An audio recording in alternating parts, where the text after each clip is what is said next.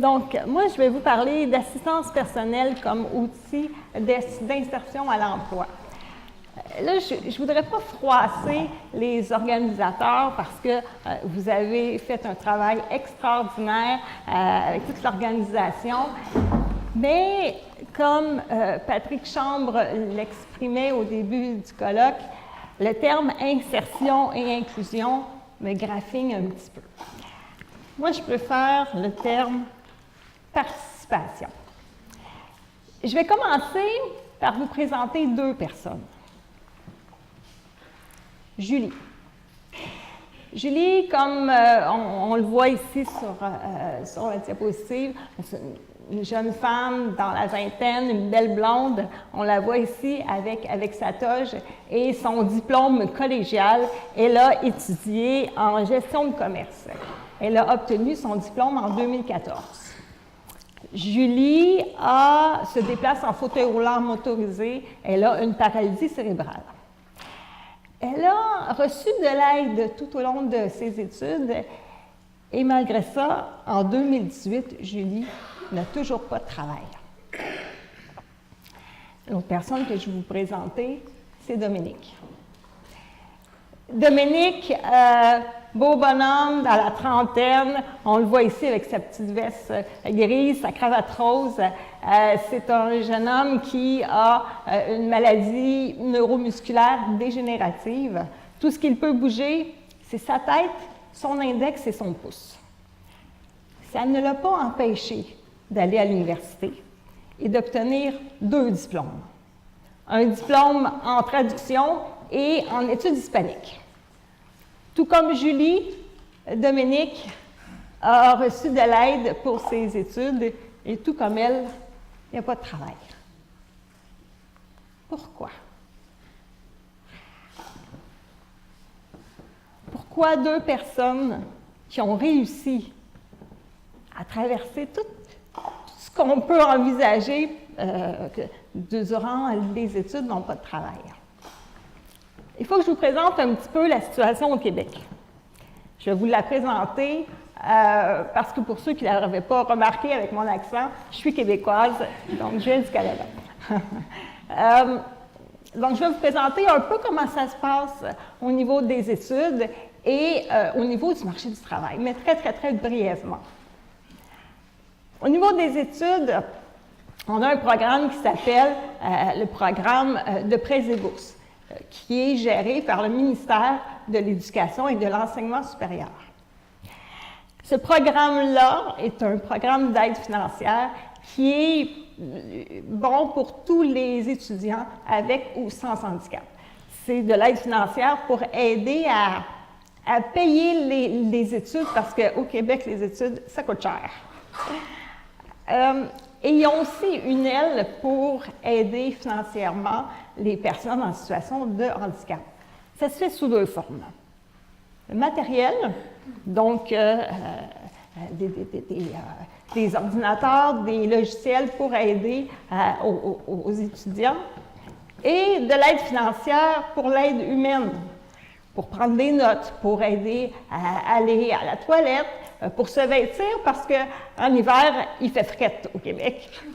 Donc, on doit mettre tuque, manteau, bottes, foulard, mitaine. Ça finit plus, on a besoin d'aide, et donc, il y a de l'assistance pour ça. C'est l'étudiant lui-même qui évalue ses besoins. Julie, elle a évalué qu'elle avait besoin de 30 heures par semaine. Le gouvernement lui donne un budget personnel de 25 heures par semaine. Donc, elle s'est ouvert un compte de banque, elle a mis de l'argent là. Le gouvernement, les prêts et bourses lui ont donné... Pardon. Je vais juste prendre une petite... Ah non, ça va, OK.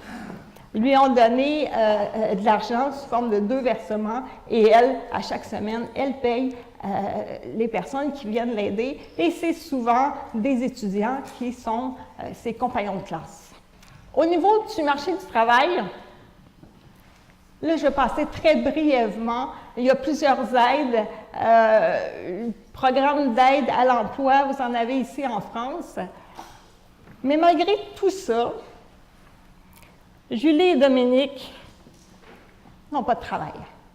Pourquoi? Ils se retrouvent tous les deux sur l'aide sociale, alors qu'ils ont 2 diplômes. C'est bête, mais pour la simple et bonne raison que Julie, elle ne peut pas aller aux toilettes. Lorsqu'elle était au collège, elle avait une aide financière pour l'aider à aller aux toilettes. Mais sur le marché du travail, cette aide financière-là, elle n'est pas là. Donc, parce que Julie a besoin d'aller aux toilettes, elle ne peut pas travailler. Pour Dominique, c'est la même chose. Il aimerait bien manger, comme tout le monde, mais il ne peut pas. Quand il était à l'université, il y avait de l'aide pour le faire. Rendu sur le marché du travail, il ne peut pas, donc il ne va pas travailler. Julie et Dominique ne sont pas les seuls au Québec à vivre ça. On va parler un peu ici de statistiques. Très brièvement, en 2012, il y a eu une grande enquête au Canada et on a répertorié, et là je vais utiliser un terme là, gravement handicapé et handicap très grave. On a donc relevé que parmi les personnes qui ont un handicap grave, 59,5% étaient sur l'aide sociale. Et 79% qui étaient très gravement handicapés, comme les Dominique, n'ont pas de travail. Et parmi toutes les personnes qui sont sur l'assistance sociale, le plus du tiers sont quand même diplômés. Alors, ma question est la suivante. Combien d'entre elles ne peuvent pas aller au travail parce qu'elles n'ont pas l'assistance humaine, l'assistance personnelle pour le faire? Cette question-là, je me la pose encore et il n'y a pas de données qui peut y répondre. Parce que l'aide humaine, l'assistance personnelle, n'est pas reconnue. Elle l'est par le ministère de la Santé, qui donne de l'assistance à la maison. Elle l'est par le ministère de l'Éducation, qui donne de l'assistance à ses étudiants. Mais c'est tout. C'est par silo, c'est par ministère. Mais au niveau provincial, ce n'est pas reconnu.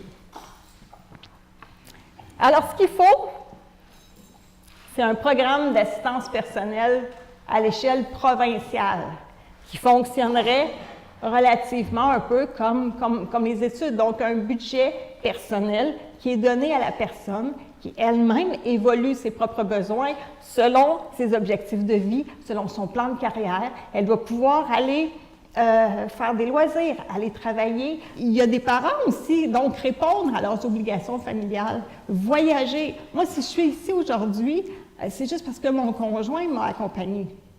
Parce que c'est mon travail d'être ici. Mais si mon conjoint n'était pas là, je ne serais pas ici pour vous parler. Donc, ce programme provincial-là est essentiel.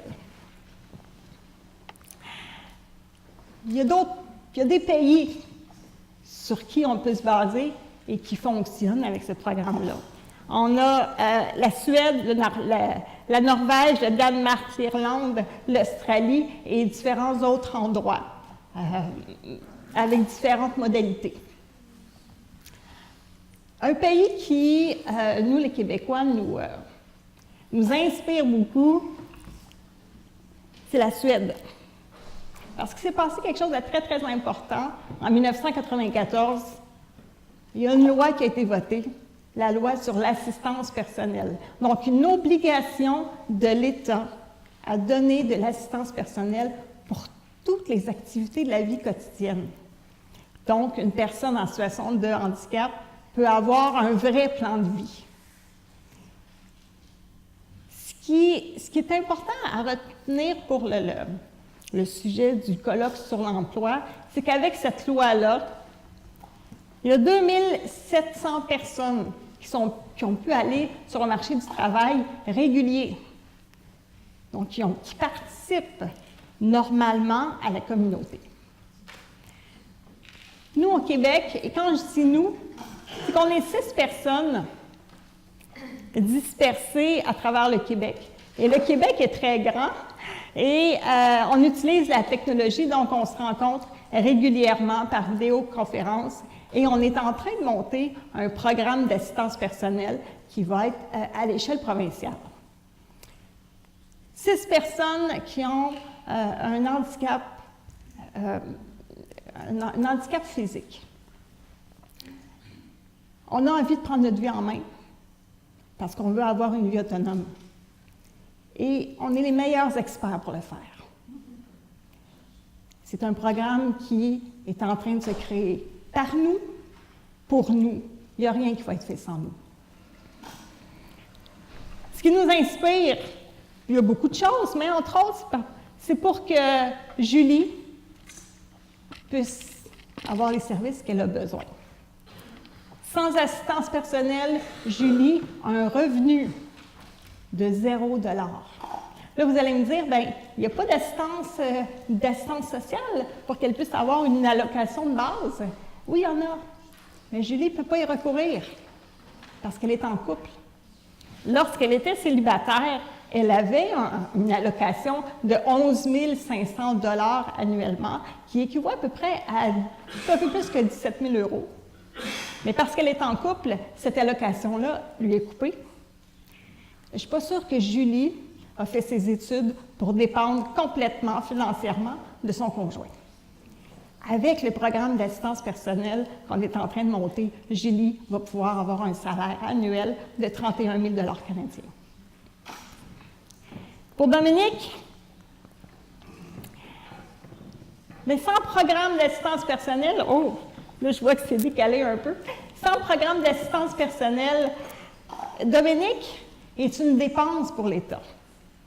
Parce que Dominique a évalué que l'aide qui lui a été accordée était d'une valeur de 1,5 million pour ses études. Il ne peut pas rien faire avec ça. Est-ce que c'est de l'argent jeté à l'eau? J'exagère peut-être un peu, mais en même temps, il ne peut pas rien faire. Avec le programme d'assistance personnelle, l'argent des contribuables va devenir un investissement parce que Dominique va payer des taxes et des impôts. Donc, pour nous, le programme d'assistance personnelle va nous donner une autonomie financière. On ne dépendra pas de personne comme tout citoyen et va nous permettre, comme tout citoyen, de contribuer à la richesse du pays.